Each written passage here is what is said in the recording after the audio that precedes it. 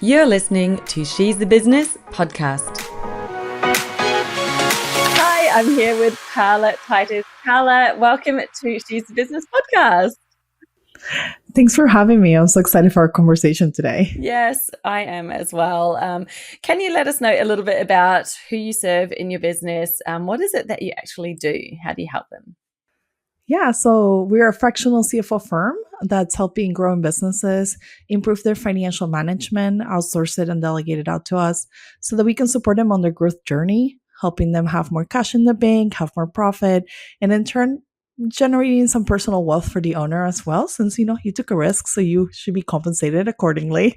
And that also allows them to give back in ways that they feel are helpful in making their own impact in the world in whatever shape, way, or form that is for them.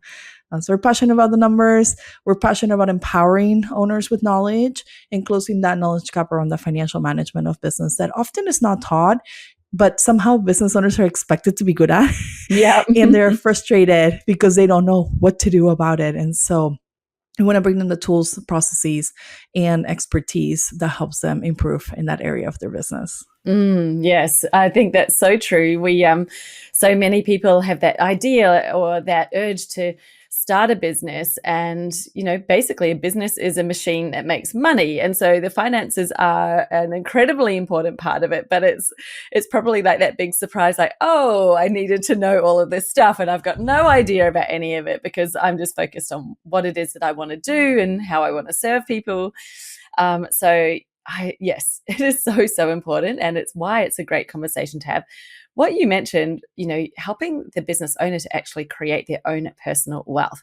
Yes, please. That is, of course we do business to, follow that purpose, make an impact, and that there is all of that. But of course, we're not doing it just to have a charity and to give all of your time freely and to not have anything for yourself, your family. Absolutely building personal wealth, I'm sure, is a goal of every business owner. And I guess that's why today we're talking about, improving your profit margins, because profit is the thing that gives back to you as the owner, right? That's how your business creates that income for yourself. And maybe you've got some views on that. Is it part of the revenue?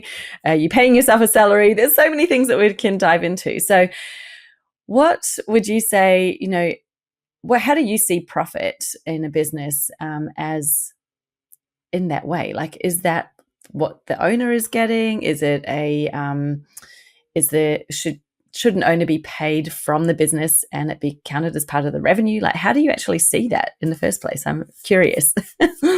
Yeah, so there's stages for sure, depending on where you're at in business. When you're first starting, maybe you're paying yourself out of the profits because that's what's left over after you invoice everyone. And then you don't have that many expenses. So it's okay for you to just take out of the profit what you need to take home to budget from. And ideally, you're growing the profits over time, so your business is worth more in the future as well as in the present. And it's also creating this compensation or salary that you are going to live on and you're going to take home for your family's needs to support that. And that might be small. And then over time that continues to grow. And then you maybe bring in some team members and all of a sudden you are having additional expenses. So then you want to start to shift your thinking from profit to what is an owner I need to take home first to make sure I'm compensated well for the efforts I'm putting in. And what do I have left to budget on to bring on additional team members and support that I need as I'm growing? And what I see often happens is people are bringing in bigger expenses than what they can actually afford. And that's what gets them in trouble because then they can't finance that growth because they don't have the right level of cash flow. And that's a different aspect of financial management, but nonetheless, profit should create some cash flow for your business, ideally if you're not spending at all. So having the right budgeting in place is going to be key from a compensation perspective for you as the owner, from a compensation perspective as the team that you're bringing on comes on at the right time that you're able to afford and the right level and not getting too ahead of that too soon where you see profits suffer because you suffocated the business with too much cost and the revenue hasn't grown at the same pace.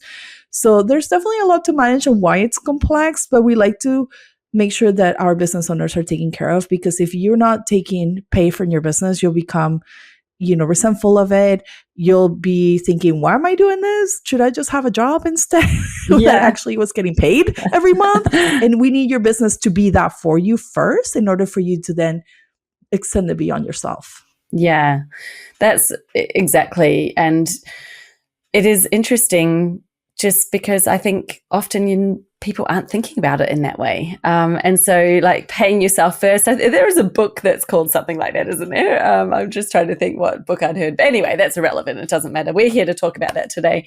So paying yourself first, or figuring out what you're going to be taking from the business. And then, every business has some form of expenses, whether it's even just paying for your website hosting, or often your accountant or bookkeeper. That's kind of like a key one that goes in there for me right at the start, because I just, while I want to be across it all, and I definitely am, there's definitely parts of my time that are better used than doing some of those activities. So yeah, how do you get, like, I guess some people might find this that, well, what happens first, or when do you decide to make that switch from knowing, well, during the starting years of a business, or maybe however long that period of time is? I'd love to hear your thoughts on that, where, you are investing into the business. You may not be drawing a salary. And like you say, maybe you're just taking something from the profits at the end, because the business is still small, you're not bringing in a lot, and you do have some expenses.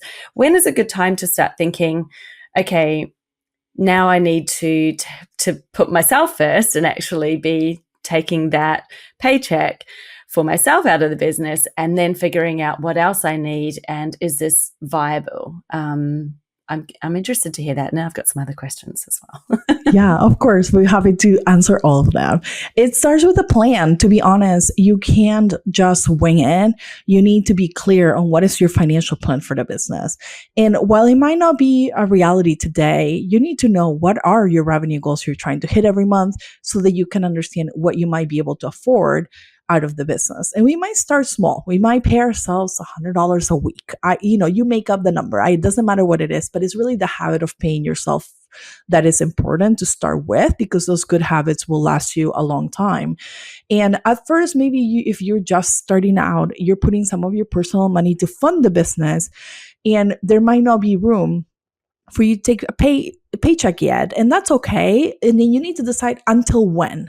At what point will I start paying myself? Because if you're not intentional about it, what happens is, I see clients that are 6-7-figure business owners, they're still not paying themselves. And you're like, how is that even possible? And it's because it did not start with the right behaviors. They put everyone else first, right? They wanted to make sure everyone got paid. They wanted to grow the business. They wanted to reinvest back all the profits. And while that's a choice, by the way, if that's your choice, fantastic. We're just saying be intentional about it. And in order to be intentional, you need to have a financial plan so that you understand, what are you doing or not doing? At what point do we want to change what we were doing that's no longer working for us? And at what point do we start collecting that paycheck from the business? Because at some point, the business got to produce enough to cover your costs. Otherwise, like I said, you're just going to keep investing back into the business and pouring back every single dollar you make. And that might get you to fast track growth, but you're going to turn around one day and realize that after you made all that money, there was nothing given to you. And you might become resentful of all the time, effort, and work you put into your business that never gave you something back as a thank you in the form of payment. So being mindful and careful of that. And if you want to make a change, make a plan so that you can make a change towards how you become a cost of your business as well. Because think about it, would anyone come replace you to do your job for free? Ideally not. No. Because they don't love it as much as you do. So you need to have a salary line or a paycheck line for someone to do your job one day. But if you never prioritize it, it's going to be a lot harder later. Yeah, exactly. And, I think the challenge that I see probably people experiencing is, they know that they need to invest in order to grow their business, and it's like when to do it. And you did mention just before, bringing on team members obviously is a part of growing any business. Like there's a point and everybody's a little bit different as to how much you can do solo. And I love all the technology and the systems. I'm a massive proponent of all of that, because there's so much that can be done by technology for you, but there does get to a point where you need some support, or it's actually beneficial for you to have some support because you can use your time for higher value activities. You can have somebody doing the stuff that is taking all your time but not shifting the needle for your business. So it is definitely smart. But you did mention sometimes you can kind of jump the gun too quickly or bring on people too soon. It happens a lot. Yeah, definitely. So what do you see happening? Like what is a common mistake there that happens, and how do you know when it is the right time? Because I think it's really easy. Sorry, I'm asking a really long question here. I see so much of this, and I have seen it over the years. It's really easy to get online and all these business forums and see people who are potentially years and years ahead of you, but they're saying, oh, I'm doing this and you have to do that. And people are like, oh, they're saying you've got to do it, so I better do it. And to kind of jump in and think, well, that's what I should be doing. But it's like you're applying somebody's year 5 or 10 strategy to your year 1 business. Well, that's maybe not the right thing to do right now. Like, hold that thought. Yes. It's not that it's not right, it's correct, but it may not be right for you right now. So how do you figure out when is the right time? What are you looking at in terms of performance metrics or I guess results or health of the business to know what you could do?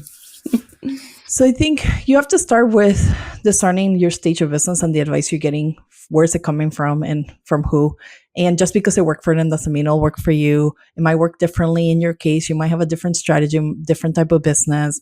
So there's definitely a lot of caveats, I think, to navigate. And you got to be mindful of what you're taking in and adapting it for your own situation. And I'm big on that, right? You can listen to all the advice, but then realize what is your situation and how do you want to handle it? Do you want to spend thousands of dollars on that marketing strategy that everybody is doing because it's working for them, because they've already been in business 5 years and they maybe do know who they're selling to, when maybe you're just getting started and might not get as much out of it as someone else who've been doing this for 5 years, right? And experiences a lot of it. But I think a lot of it is right-sizing the investment and really being honest on what you can afford to do versus what you wish you could afford to do. And I think a lot of times you're being told or sold this dream of just put it on a credit card and then the money will come back. And there is no success metrics. There's no tracking on performance on what you expected that investment to do for you.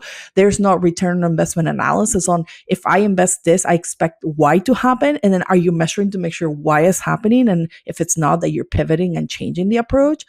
And I see this often because you're just investing with a hope. Again, hope is not a strategy, that things will work out and that will help you create more revenue and that you will have more clients paying you money just because you invested in that one thing. And what we try to do with our clients a lot of the time is guiding them is, what's the in between? Can we do and test it as a minimal investment first? Let's make sure that when we invest that money, that we start to see a glimpse of results so that we know we're on the right track. Once we know we're on the right track, we can 10x the investment. We can double our investment. We can make sure we're all in on that. But until we see results, we want to be careful at what level and how much we want to invest of our time, effort. And you mentioned something around outsourcing, right? And outsourcing is not about necessarily getting results revenue-wise or profit-wise, but it is time, and time is money. And we want to be mindful of where we're putting our time and effort and make sure that it's aligned with how we're moving the needle in the business to make sure that we're only doing the highest value activities to increase revenue or increase profit in our business, or again, save some time away from the day-to-day by outsourcing the bookkeeping or having an assistant book all your calendar stuff or do your email for you, so you have more free time to go do the business development activities or the sales calls or whatever it is that you need to do to move the business forward and grow it faster. And that right there, when you're just starting, you probably have more time than you have money anyway, so you might as well do that and try to outsource what you can afford. And you don't have to start with a full-time person, that's on a salary. You could start with 5 hours of a VA's time to just get some things off your plate, just enough that you can get some momentum going in your business to offset that cost with a win in revenue. Yeah, definitely. And, I think from a perspective of somebody who comes from that marketing background, I think this is like, oh my goodness, it's such a can of worms when you start looking at time and money invested in marketing. It is absolutely important. Yes, you do need to be doing it. But one of the big traps that I see so many people falling into is just the amount of stuff that they're doing, all these different things. They're following all of these high intensity strategies. And it's like, wow, you're putting in so much time and effort, and for what return? And you don't even know whether that is right for your business. How is it linked to anything else? So I see they're then going, oh, I need to hire a VA to help me with this. And so it kind of just spirals from there. And it all can make logical sense, I guess, because they think they're following a system or a process that someone's had, and this is what you've got to do.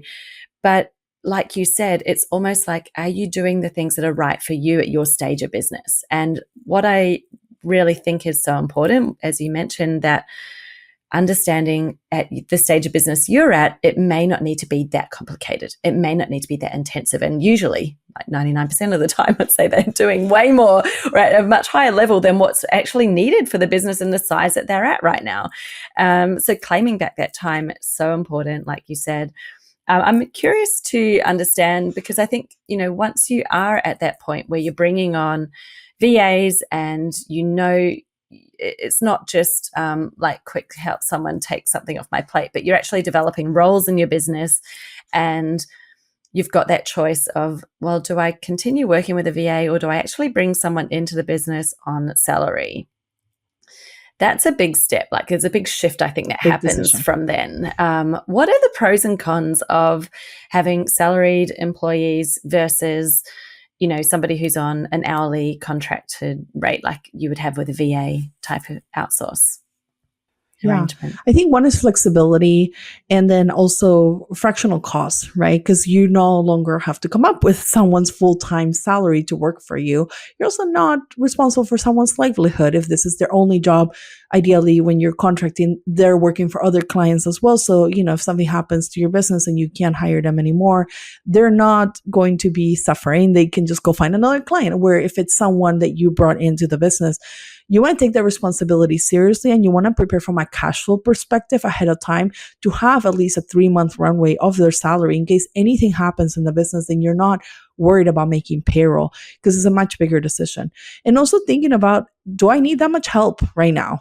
Right? This role merit a full-time position is so fantastic. Let's prepare financially to make sure we're ready for that, and that we have clear onboarding training and measuring success for that role to ensure that they are doing a good job and that we're getting the return on investment from that particular role. But it doesn't just happen because we wanted to. We have to prepare financially ahead of time and be ready to go. And I think what happens is, what we've seen often is we grow the contractor role over time, slowly, from 5 to 15 hours to maybe 20 hours. And then you realize, maybe I can consolidate 2 positions that I was contracting out to one person that can come in-house to help own that. And we know that also employees tend to commit at a different level, right? Your contractors, they have other clients. You might only have them for so long and so much helping support you, and they're invested in you as a client and supporting you. But there might be a time where you need more control or oversight of the role, and when they show up to work and when they do the work and how they do the work. And that's when you want to be considering whether or not you need to make a change. But you'll see it become obvious that, maybe you're frustrated and you need a little bit more than what the team member is able to provide. And just be mindful of that, and knowing that that might be coming. You can then set up that path to save the money you need in order to bring someone on payroll, because it's not just the cost of that you're paying for them, it's also the payroll taxes, the benefits, running payroll.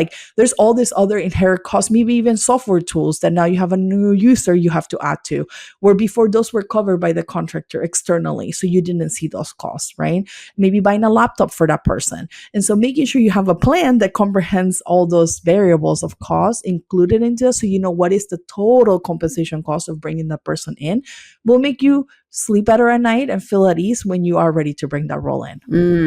So true. There is so much more responsibility responsibility that comes along with bringing someone in-house into your business. And it's not purely just about, what you might be paying them. There's all of those other things that go with it, because really, as an employer, there's a totally different level of expectation there. And, I think there's so many amazing benefits, and really bringing that person in, and, that they are not exactly the same as you. I don't think anyone will ever have that same drive and vision for your business, but an employee who's really truly in-house is going to have a much higher level of commitment and attachment to your business and to their success than, somebody who's a contractor. But like you say, it's so beneficial to have that flexibility when you're growing a business. And, you just think, well, while it's growing and while things are changing so quickly and swiftly, having the flexibility of that outsourced arrangement actually works so much in your favor,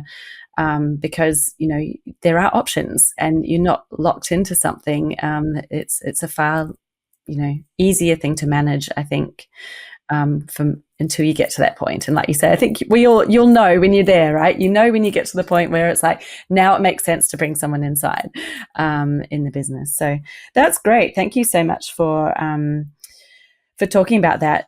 I wanted to go back to, I guess, the profit margins, and, I'd love to ask you about what you see the difference between people who've sort of set a profit, but they're struggling to reach it. What is it? What are some of the key things that they're missing in that, even though they might have a target number in mind? Where do you see people are maybe not realizing that they've missed something, or what are they doing that's preventing them reaching that number? Well, they might have a profit target, but they don't have a financial plan. So they don't know what their monthly revenue goals are. They don't know what their cost is currently. And they also think they have no control over it.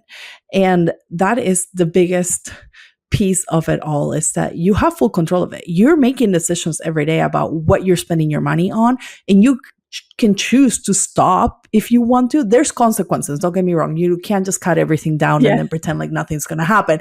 But you chose to sign up for that tool. You chose to hire that coach.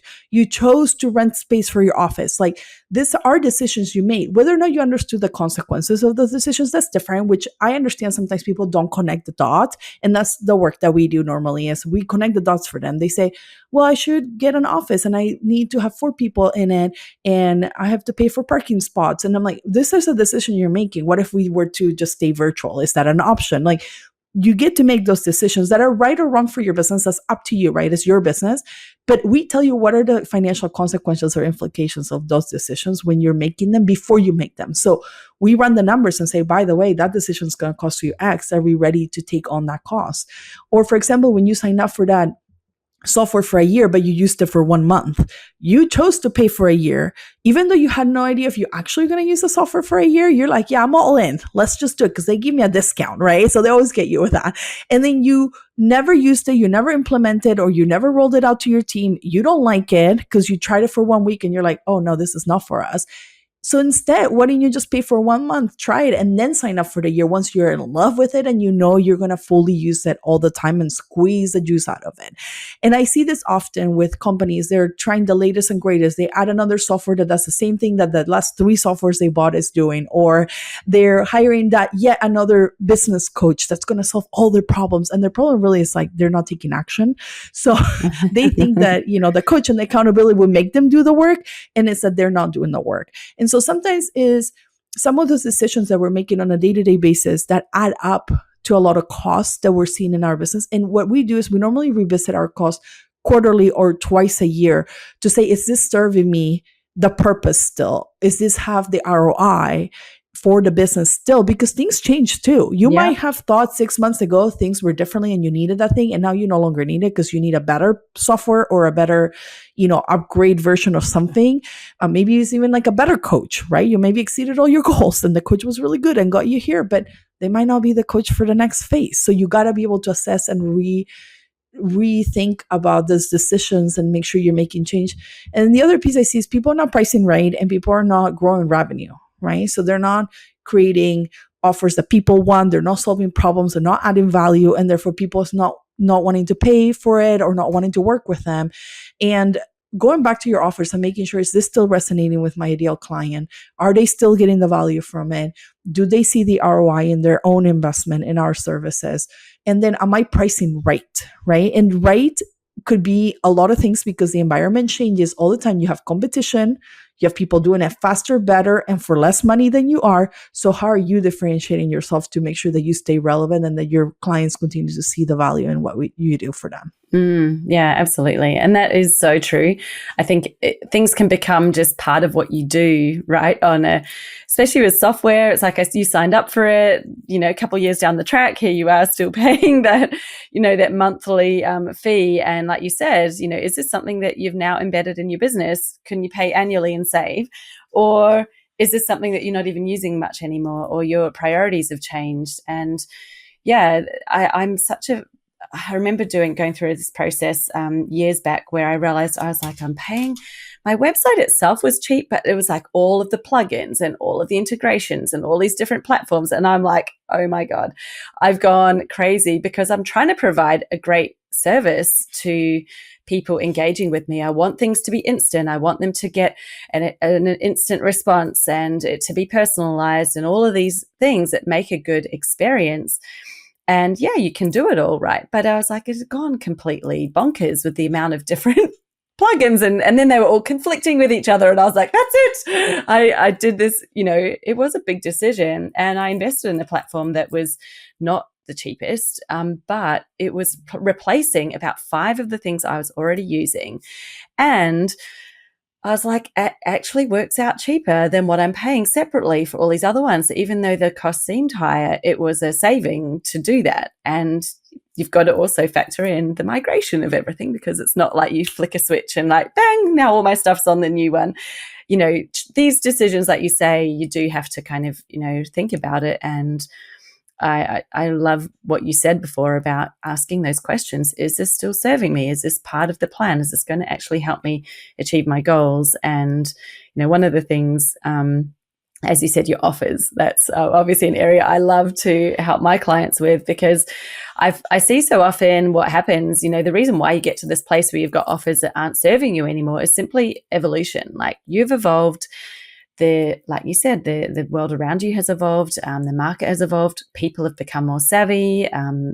There's just a collective amount of education that goes on out there, and what people think now is different to before.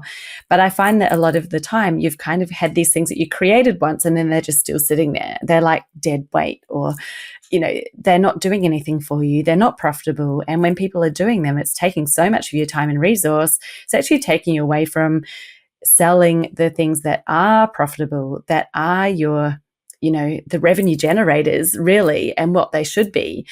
And it's because there's this like attachment, I think, to what you've created before and not wanting to let it go, right? It's just still sitting there. And I think it's one of the most cleansing things to go, okay, is this part of your future vision? Does this thing that you've been offering for however many years you've been offering it now, but does this fit in your future vision? And so often the answer is no, I'm just doing it because I have clients. And I'm like, could somebody else do it? Could you, refer that on to someone who actually wants to do that? You're only doing it because your clients want you to. You don't even want to do it anymore. It's like that moment where they go, oh my goodness, now I see why I've plateaued for so long. It's because I'm just serving this thing that someone else wants, and I'm doing it the same way I've been doing for years. And and there isn't room for growth in some of those things. But when you offshoot it to someone who actually runs it as a business, they obviously can do things like systemize it and cut, and make it profitable for them in their business model. But in your business model, it may not be a fit anymore. So, thank you for bringing that up, because I think that's so important and such a big factor in it.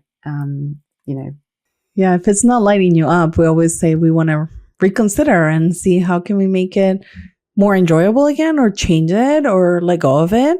But also like the profitable piece that you mentioned, right? Sometimes we're serving clients in a way that is not profitable, and we're not taking the time to evaluate that.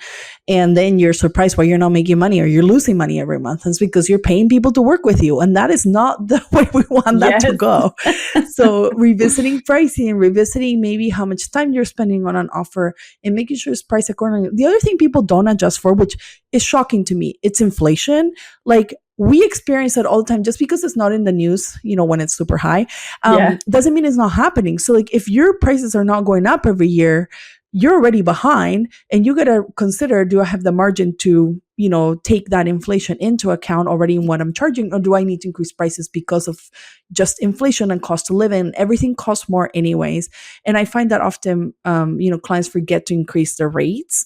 And we're not saying like crazy double your rates, but just increase it enough that it feels like you're able to keep up at least with cost of living and inflation in general. And so you need to be revisiting pricing every 6 to 12 months, because you also don't know if the competition is, doing something that might impact you being able to get clients at your price point. So you need to be aware as well. Yeah, exactly. And like, just to add on to that, one of the reasons why people feel like they have to stay where they are is usually because they're applying the current context of who they're serving. And they're like, well, they're not going to pay anymore. If I increase my rates, I won't get clients. And I'm always like, yeah, but you're thinking only about those people that you're currently serving. What about, you've been doing this for however long. Are you even valuing your expertise? Are you even like really understanding what you could be offering and serve at a higher level? Because there's a whole group of people out there who are probably paying somebody else double, maybe even more than what you're charging for the same thing. But it's really, it's not because we're not paying for the nuts and bolts of it. It's not like, well, here's a cup and then here's another one, and one's worth $1 and one's worth 20 or whatever. It's like they both have the same function. They're both a cup to hold water in. One's crystal and one's just cheap glass. But it's like, it's the outcome that they're wanting. It's the quality, it's the value. And, and that is interesting for so many people, because I think we so get stuck in the context of the past and of what has been and who is there in front of them. And they're not even seeing, there's other, I could actually shift and then be available for a whole new group of people who are ready for something at a higher level, or just that depth of your experience and expertise. So, yes. Yeah. People discount their experience, even the recent experience. Maybe they were saying, I have 10 years of X experience, and they forget that they've been doing this consulting for 5 extra years.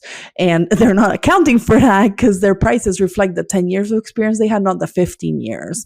And so they're not realizing that all of that experience they've gained in the last 5 years is super valuable, and someone is willing to pay for that.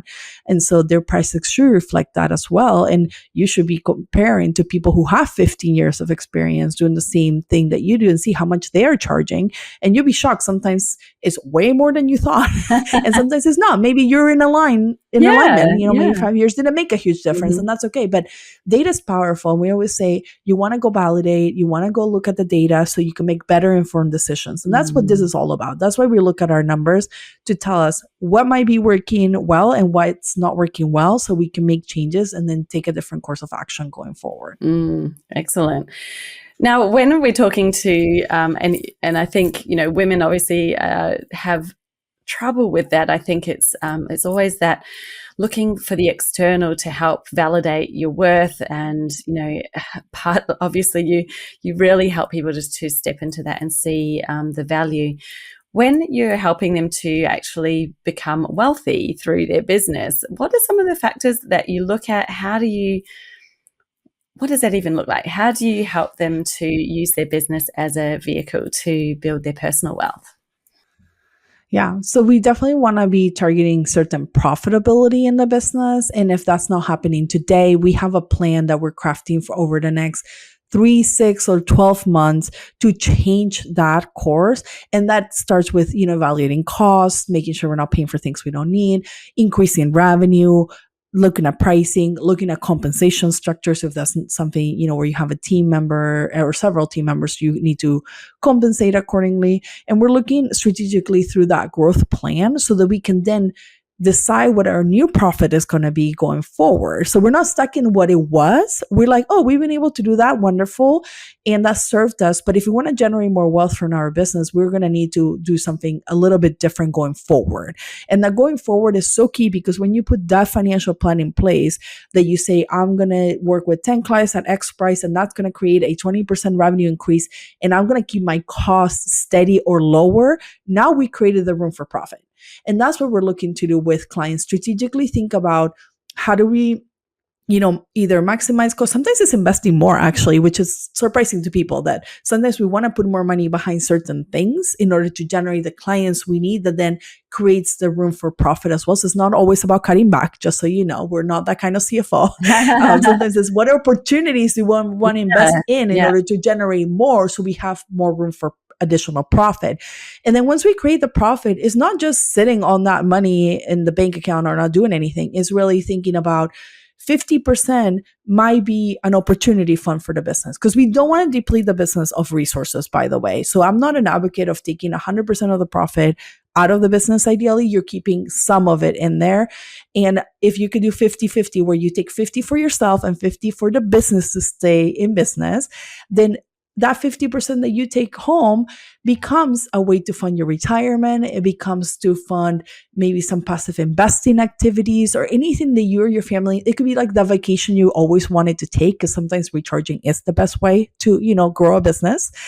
And making sure that you're taken care of through the business profit, and making sure that that profit lasts you for a long time, either through investing or doing whatever, makes sense for your personal financial plan. Maybe it's buying the house you wanted to buy, or, paying for the private school, whatever it is that, or maybe giving back more to the community. Like, I have a lot of clients that love to impact the world positively, and now they have the money to do so because they have more profit. So if that's, the kind of things you want to do, now you have the freedom to do it, because you actually created more profit that gives you possibilities and opportunities to invest in ways that you couldn't before. So that's why we are so focused on generating more profit from the business, so as a wealth generating vehicle. Yeah, excellent. And that makes total sense. I think there's just so much in the ability to look at your numbers, and like you said, the profit, part of it stays in the business and helps you to invest and grow the business. But you did mention sometimes it's actually about investing in order to grow the profit. And what sort of came to mind to me was ads, because I think a lot of the time people see ads as an expense, and yes, you do spend on ads, but if you're putting in, say, $10, and a lead that you gain from that ad is actually worth $30 to you, then you're putting in 10, but you're pulling out 20, or you kind of want that margin to get even bigger, right? So then the ads are not really an expense, but more of an investment in order to be able to grow more, because you're using that expenditure on ads to generate more outcome, meaning more revenue and profit at the end of the day. Do you have any views and takes on things like that with ads? We have another hour here too. No, we don't. That's okay. I'll just give you the short version. So I think that the key here is measuring performance, right? And I think that's often what I don't see business owners doing, is they have no idea what their ad spend is doing for them. They have no idea how to target it correctly to generate the results that they want and need, because maybe they're not working with the right person, or the person that's doing them doesn't have the knowledge. And I see it often, and they go into this investment of, let's say, $10 a day, right, on ads, without a clear expectation of what they should get out of it. They don't know if it's 100 views, if it's one paying client, like you mentioned, that, brought $30 instead of the 10 that they spend, which is fantastic, right? Especially if they stay on a lot longer than the first purchase. They have no idea. They just go in and throw spaghetti at the wall and put $10 a day and say, hope and pray something will happen and come out of this, and we'll have money on the other side of it. But they don't know how it translates to money in the bank. And that's where I think we're not doing ourselves any favors if we're not looking at the data. Analyze your marketing spend. Analyze how many paying customers came out of those campaigns, for how long. How long did that take to convert? Was it 30 days? Was it 90 days? Was it 12 months before you saw results? and measure that and make sure that the return on investment on that calculation is still net positive and that you're not just throwing money at something that is not working. Ideally, it's working. You're seeing the new clients come in and pay you. So you're seeing that money come back, and then you can invest a portion of that back into more ads that then generate more clients that are paying. And again, we now are just reinvesting back the new gains versus having to pull out of our pocket initially to take care of that cost of ads. Because, at first it is going to be a cost, but it's an investment long term on what we might see come return. Yeah, exactly. And, you did say it is all about knowing your numbers. And, I think that explaining the numbers that I just threw at you before, the cost per lead is obviously a really important number to know, if you're doing ads. An ad isn't, and this is, I think, something a lot of people misconstrue, is like, I put money into ads and out pops clients. It's like, no, an ad is actually like, that's not how that works. It doesn't quite work like that. Like you're amplifying something in your business. So you've got a process for bringing in leads and clients. So where do you want the volume to come in? Is it right at the top end into the audience, and then you've got something already that works to generate leads and sales from that? Or do you actually want to generate leads and people onto your list? Like, where do you need the volume? You put the ad spend behind that, but you've got to know, what is your cost per lead, and then what is your earnings per lead, not how much are they worth as a client. So you might have a client that's worth, $3,000-$4,000, whatever it is that you're charging, and your cost per lead is 10. And you might think, well, that sounds great. But it's like, yes, but how many leads do you need in order to get that one client? And that's where your cost, your earnings per lead comes in, right? So breaking down, right, I'm going to earn X amount from one client, but it took me however many leads to get that one client. So it might take, depending on your conversion rate, it may take 80 leads. It might take 50, it might take 20. Yeah. It depends on what your conversion rate is to get your one client. So you're calculating that based on, right, how many leads do I need in order to generate that? Therefore, what is my earnings per lead? And you want your earnings per lead to be higher than your cost per lead. Otherwise, it's not profitable to run the ads. And then you'd be like, right, you need to look at that ad strategy, right, to see what is going on, and where do you need to fix it? Because, you always want that number to be bigger. Like you said, I mean, it just is so much about knowing your numbers, and it can be fun. I'm just going to say, as somebody who's creative, and, I did do an accounting paper at university, but it was like pulling teeth. That wasn't not my favorite thing. But, like, even when you're creative, it can be fun to know your numbers, and it's actually just about getting, not afraid of them. And having some key metrics that you're like, right, if I'm going to run ads, these are the ones that I need to track and look at. And then it's fun to see, how can I improve that metric? How can I improve the click-through rate? Exactly. How can I improve the conversion rate? How can I improve the cost per lead and bring that down? How can I make the earning per lead higher? And that's sort of, I guess, where you're helping to guide people as well on, right, this is going to make a good investment for you. Now that you've got those numbers in a good place, you can put more spend in because you know what you're going to get out the back end. Yeah. I mean, that conversion is so key, right? And I think a lot of people are not measuring that. If it takes 100 people and you're spending $10 a day to get in front of those 100 people where only one converts, that might be wonderful. It might be not good enough. So it depends on your type of business, right? So knowing what that is. But also we talk a lot about progress around here, financially speaking, because it can be really easy to be discouraged. You're like, oh, I'm not making money, or like, this is not working.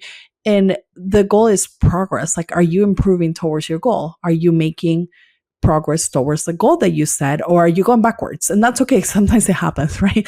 10 steps back to go 2 steps forward. It happens in business. Like, we've seen it all. And exactly. But it's really measuring that progress so that you know where you're at on tracking to your goal. And it's not about perfection. It's not about your numbers always being pretty and awesome. Like, everybody has had negative months, right? And a lot of people have had positive months. And it happens because in business, a lot of things are not constant and we have fluctuation, and that's okay as long as we know how to manage through those ups and downs and make sure that we know at the end of the day, are we making progress? Yes or no? So that we can clearly answer, are we better off? Yeah, exactly. And I think, like you said, there are those fluctuations. So with your business, should you be you want to be tracking your numbers all the time, but do you then review them on a monthly basis or on a quarterly basis? Because maybe you have sort of fluctuations from month to month and you might go, oh my goodness, it's like we've had a terrible month. But then in the quarter overall, it's actually really good, right?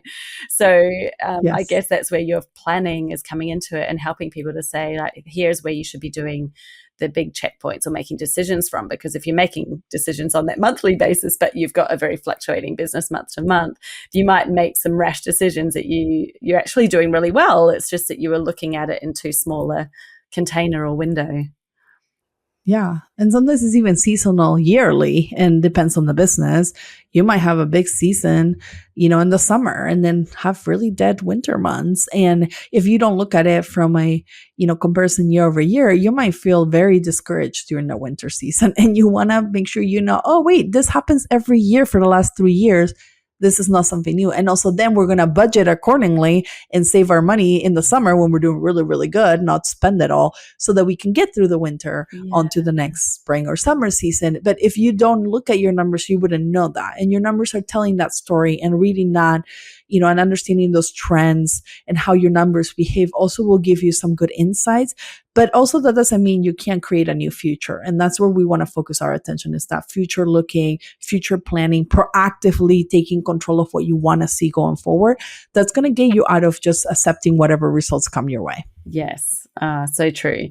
Now, do you have any final, piece of advice or something that you just feel really called to share with the audience today?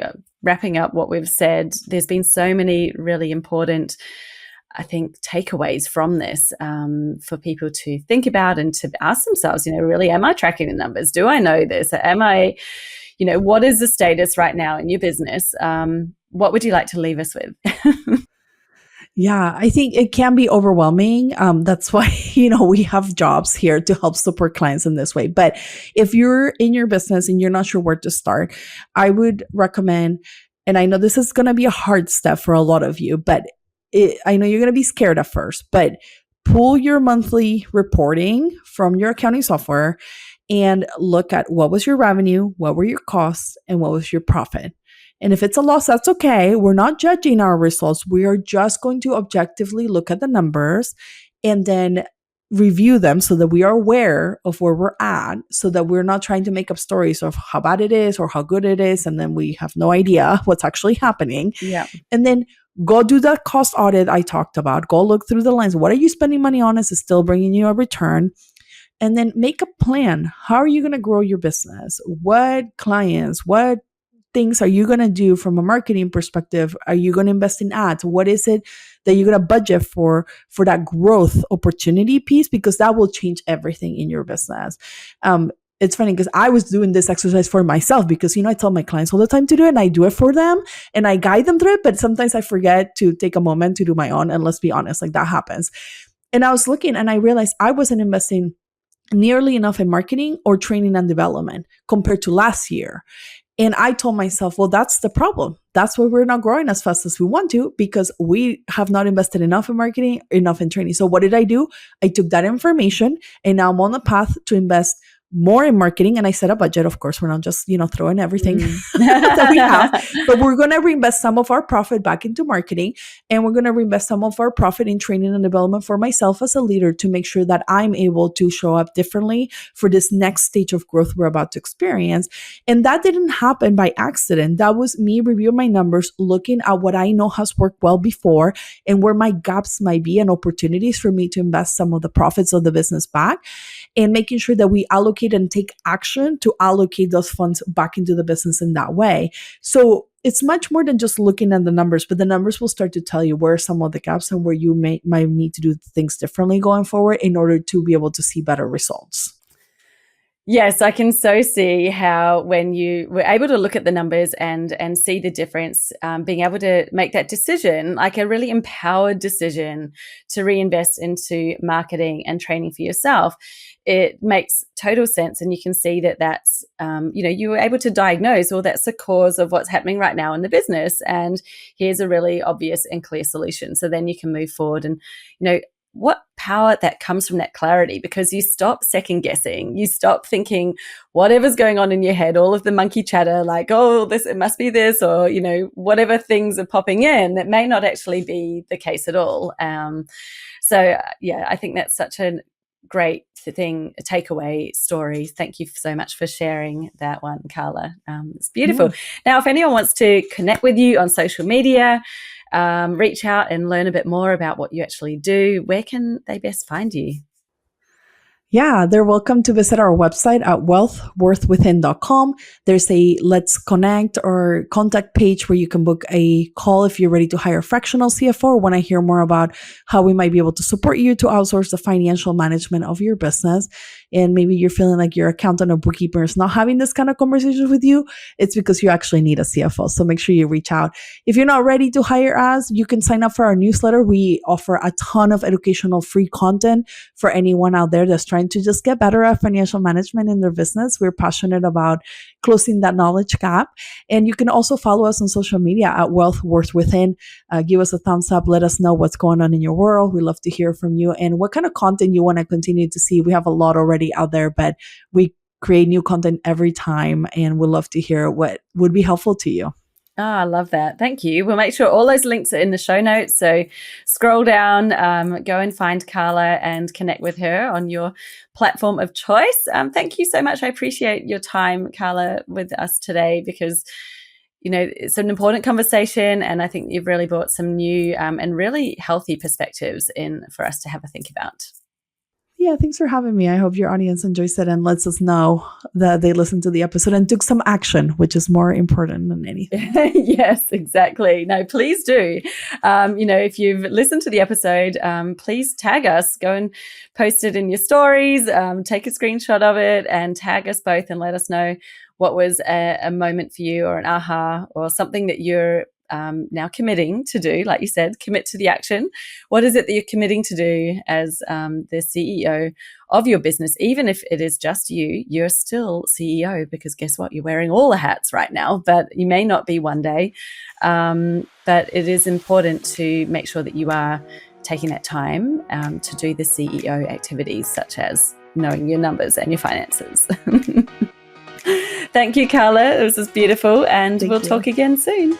Now, before you head off, I've got something really exciting to share with you. Now, every year I host a live workshop inside my Business Jam program. That is a specific workshop on finding your niche and your ideal client. It is the Expert Zone Express workshop. We literally get it done in about 2 hours, because I do quite a lot of coaching and feedback during the session. You come in, join me live, go through the steps to identify where is your expert zone in your market niche, so that you can stand out with authority and attract the right clients. And it's happening again in February. So this month, it's coming up on Wednesday, the 26th, that is in Australian time. And I've decided this year I'm actually going to open it up with a live invitation for other people to come and join us. So it doesn't matter if you're not currently a client. If you would like to come and join me for the Expert Zone Express workshop and finally nail your niche, like really nail it, get that expert zone defined, know exactly who you're speaking to, then this is the workshop for you. So to get all the details and to register and grab your seat, head to jessicaosborne.com/workshop. I will hook that up in the show notes for you, so you can scroll down, click on the link, go through and jump in and get a seat now. I don't know how many I'm going to make available, so if you see them, they're still available, it means that there is still space for you. But please don't hang around, because I'm not going to have it open-ended. I do have a limit on the number of people that can attend. I will be watching registration, so it's just open for first and best dressed. I would love to have you there, and we can kick off your year with really great clarity, confidence, so that you can show up with that confidence and really be the authority, the go-to person in your niche. So once again, head to jessicaosborne.com/workshop and you'll find all the details and how to get your seat and register. Talk to you then. Bye.